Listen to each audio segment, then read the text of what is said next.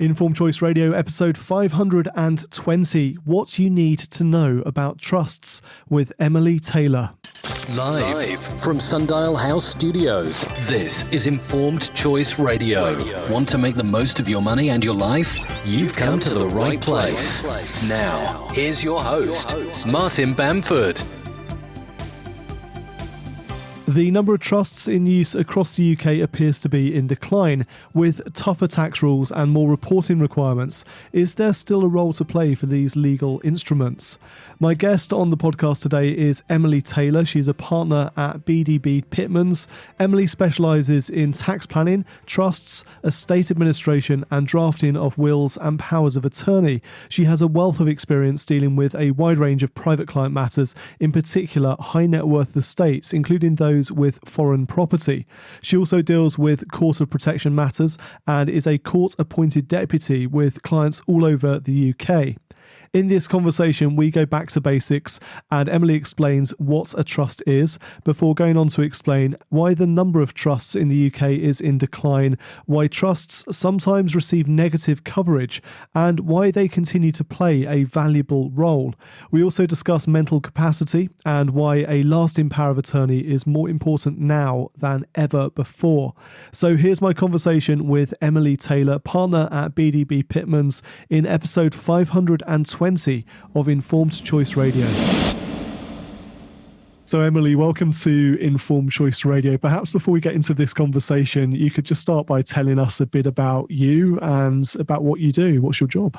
Yeah, hi there. So I'm Emily Taylor. I'm a solicitor and partner at BDB Pitmans. So we're a law firm with offices in London, Cambridge, Southampton and Reading. I'm based in our Southampton office and I specialise in the private wealth sector. So wills, lasting powers of attorney, trusts, which we're going to talk about today. When somebody passes away, I deal with obtaining the grant of probate and wealth planning. Fantastic. And it's nice to see somebody sitting in their office. This is a rare treat for me because the past sort of few months of interviews, it's all been people sitting in their living room, but you're working from your office at the moment, aren't you, and seeing clients? I am indeed. Yeah. I mean, I find in my area, clients still need to be seen face to face, especially actually, unfortunately, the more vulnerable, because the elderly can't really use Zoom. And we have been doing some, meetings by Zoom, but most of them want to come in and most of them want to be seen. We are obviously adhering to all the guidelines and social distancing, and we wear masks, etc. We have lots of meeting rooms so they can be separated and, after somebody's been in there, deep cleaned, etc. So I've been coming in a couple of days a week, but the office is open for business, so to speak. Yeah, that's an interesting point about sort of elderly people and Zoom and the challenges, I guess, of technology. It's become so convenient for all of us during this pandemic. But I joke often, it probably isn't a joke actually, but the first 2 or 3 months of a pandemic was mostly me spending my time teaching old people how to use Zoom.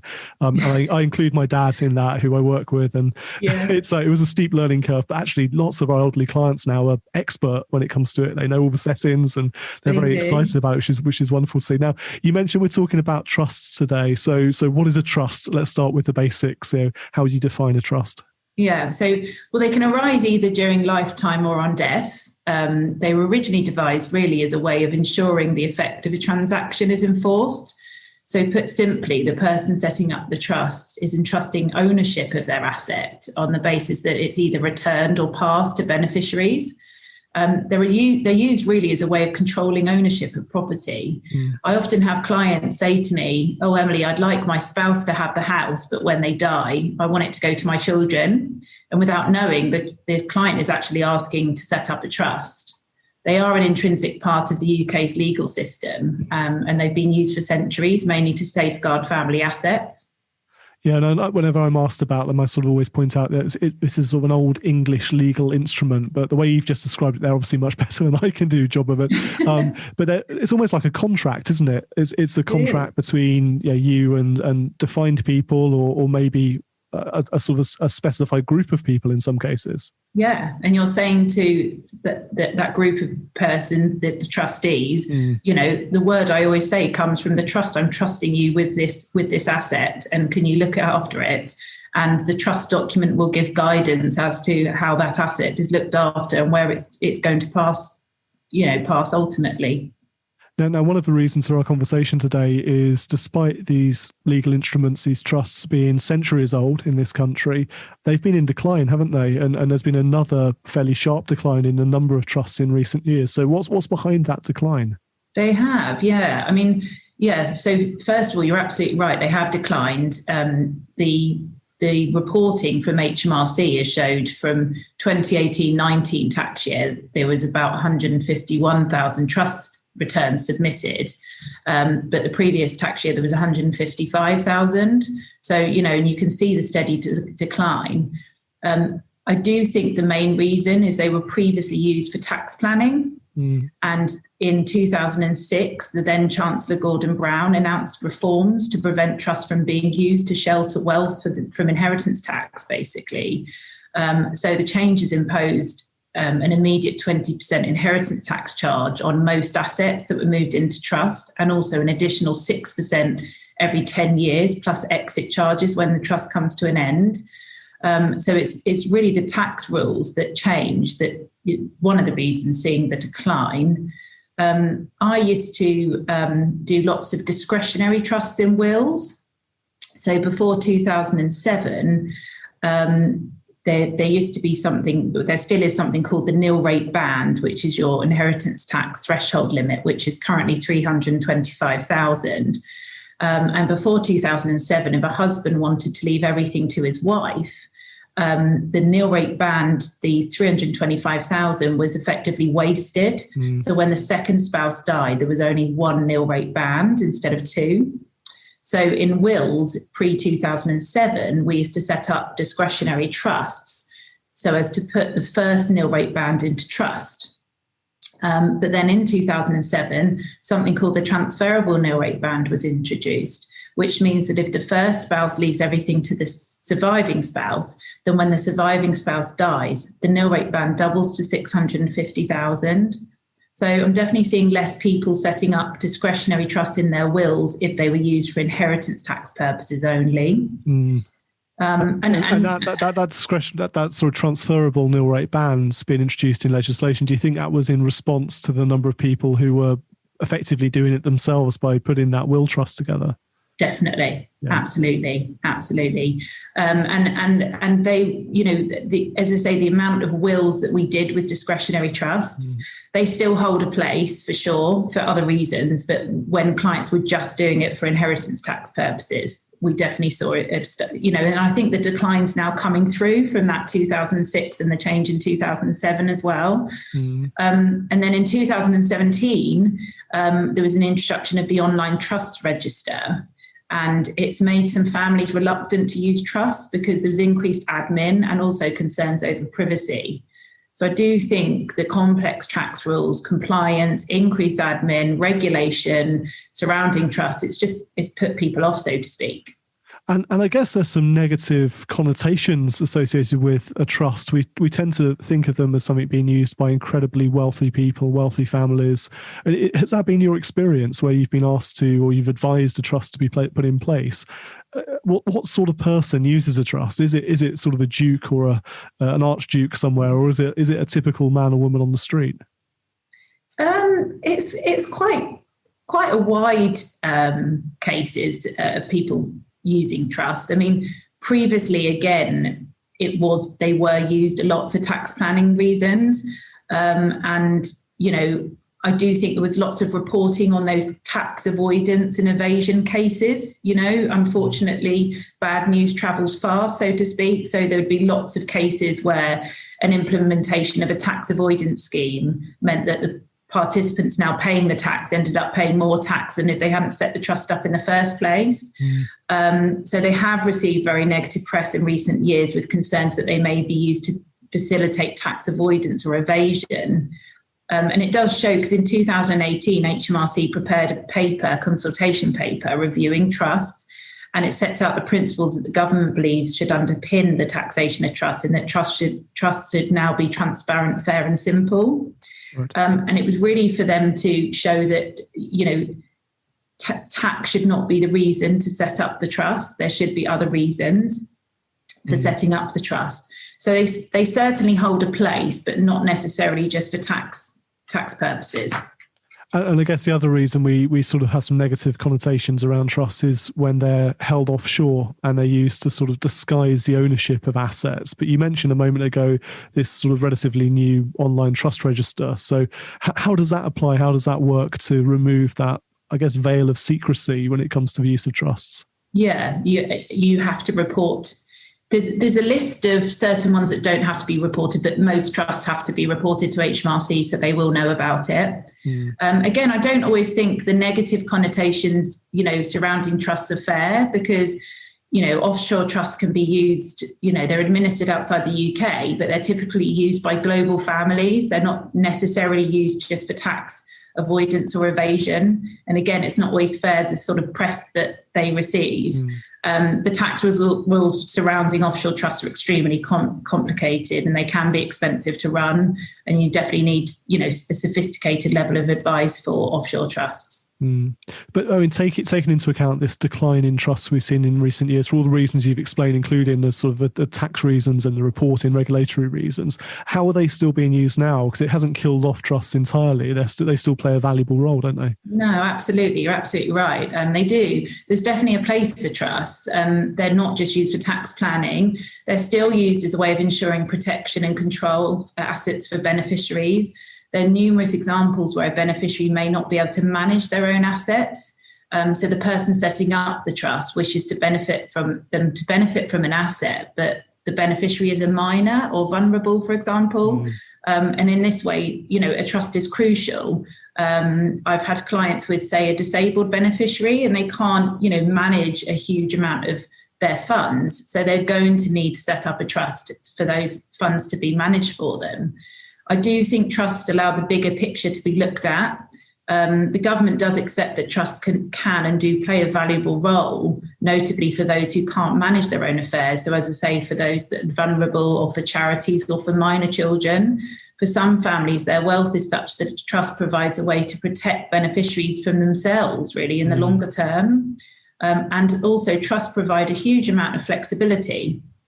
So, clients are trying to plan for the future, but we don't always know what the future looks like. So trusts are really important in lots of situations. And as you say, it's that planning for future uncertainty as well. And we saw, I think it was last week, the latest official figures for divorces in the UK. And I know one way that trusts can be used is to ensure that should a couple get divorced in the future, the assets don't automatically go to the spouse that's the non-family member, effectively. That's a very bad way of explaining it. I'm sure you can do a better job, but it's a protection against future uncertainty in that case.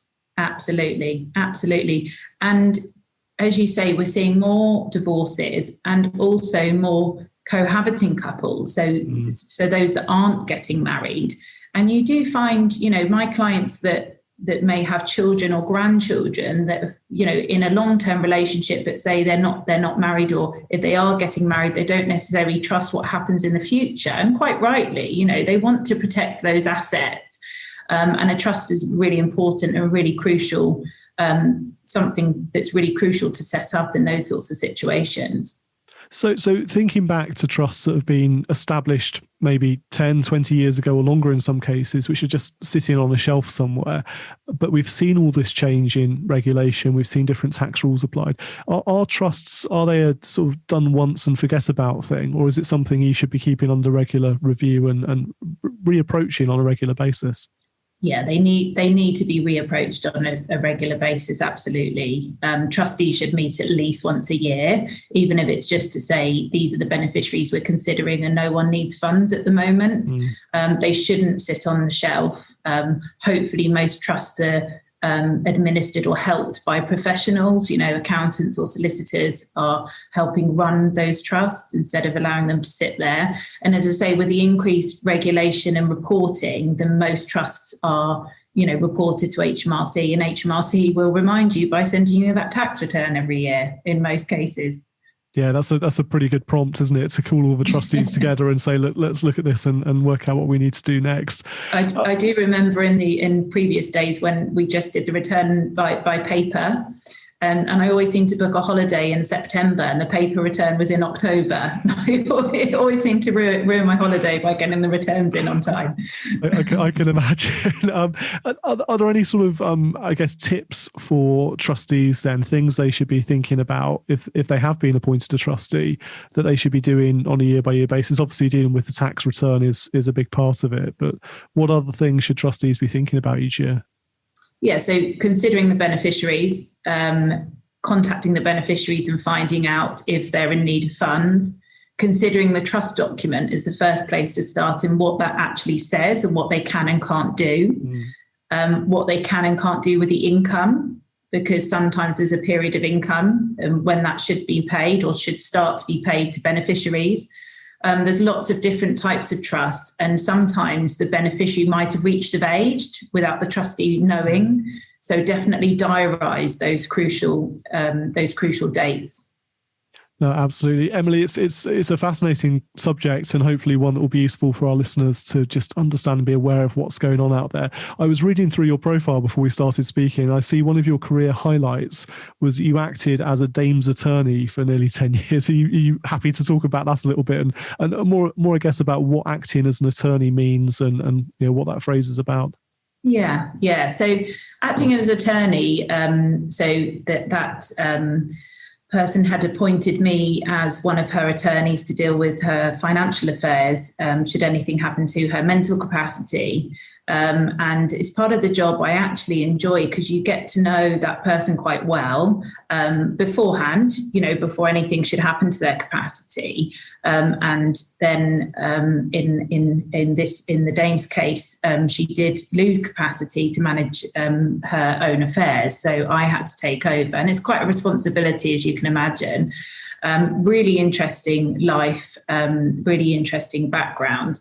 And it was good that I knew her beforehand. But really, it's as an attorney, you always need to consult with the donor, the person that's made the power of attorney, to make sure it only make a decision if they can't make that decision. So, capacity isn't always that you've got capacity or you haven't. Sometimes there's certain decisions that person can't make.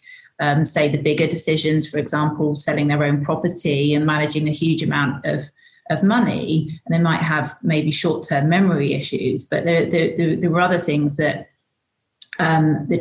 Dane was able to do herself. So I would always make sure that, I consulted with her. And in fact, up until she passed away, I dealt with her, I met with her every week. So I grew very, very fond of her over that 10-year period. And again, it's part of the job that I enjoy, because you do feel like you're helping them at a crucial time in their life. But I was fortunate in that matter to sort of know her very well before she had lost capacity. And it's a huge responsibility as well to be, given that control over somebody's assets, someone's decision making. And where would you typically sort of draw the line between a professional attorney like yourself that's had experience doing it and knows the ins and outs, and then often members of the public, individuals, get appointed as attorneys under a power of attorney and then have to learn the ropes quite quickly? Are there certain circumstances where it makes sense to appoint a professional attorney? Yeah, there are certain circumstances. If the person making the power of attorney hasn't got anybody they trust, for example, so in lots of cases they might not have a close family member. They might not have any family around them. So they don't want to appoint, say, a friend. And if they appoint a friend, it's not necessarily that they don't trust them, but it can affect their friendship, so to speak. It's a completely different kettle of fish being a friend to someone and dealing with their finances and having to report on certain matters to the Office of the Public Guardian, who are always there should the attorney have any queries. So with attorneys, I do say to them, sometimes if I'm not advising them formally, but they have been appointed and they've said, I'm not sure if I can do this, then I will always direct them to the Office of the Public Guardian, who are, who can really help. It's just worth mentioning as well that if you haven't made a power of attorney and lose capacity, there's something called a deputyship order, where you act as somebody's deputy instead of their attorney. And I do act as a deputy on quite a few matters, a court-appointed deputy. And again, most of those matters are where the family feel they can't act because, there's lots of reporting to the court. You've got to manage their finances. It's quite a responsibility, lots of paperwork. So it's either that the family feel that they just don't want to act and they don't want to blur those lines between being the family member or the close friend to dealing with the formal financial affairs. And I guess as a court-appointed deputy, you don't have that opportunity to get to know the donor in the same way you do if it's a prepared attorneyship. No, absolutely. So on the matters where I'm deputy, I get to know the family. In my cases, there's quite a few, family members. In one particular case, the family members were initially the deputy. And that's exactly what happened, that it just got too much for them. They didn't realise that they needed to report to the court every year, for example. And the court, quite rightly, they hadn't done anything wrong, but we're asking them questions. What have you done over the last year? Have you taken independent financial advice over this, often relatively large amount of money that's sometimes because that person may have had an accident, for example, that's it resulted in brain injury. So, in some of the cases, there has been a previous deputy, but they've appointed me instead because I can comply and deal with the court and know what to look for and deal with the paperwork. And I guess all of this issues around mental capacity and preparing for that eventuality, all the more important by COVID and our experience during this pandemic. Oh, goodness me. I know. Couldn't agree more. I've had... When we first locked down, work just went crazy, as you can imagine, because people were wanting to make wills, put in place wealth planning and powers of attorney. And, powers of attorney, people previously would say, well, I'll do that when I know I'm losing capacity. And you're absolutely right, with COVID, you can't do that. You might have heard, recently, Kate Garraway, the presenter on Good Morning Britain, she had mentioned the difficulty she's had with her husband because he's been, he's been in hospital since April. And for example, the car insurance is in his name, and a lot of the finances are in his name. She can't access his accounts because she hasn't got a power of attorney. So it's definitely increased awareness how important they are. And as you say, it's not just the big stuff. It's those day-to-day decisions that we assume we could just make on behalf of our partner, on behalf of our spouse. But the reality is insurance companies and banks and other providers just won't speak to you unless you've got that legal authority. Yeah, definitely. When I see married couples and I explain that, unless you have a joint account, if one loses capacity, you won't be able to access the other account. They're often surprised at that. Because they say, well, we're married. Surely I'd be able to access the account, but they can't without the power of attorney. And then the deputyship route, which is the other route if you've already lost capacity, that takes time and costs quite a lot of money. So it's better just putting in place a power of attorney in advance.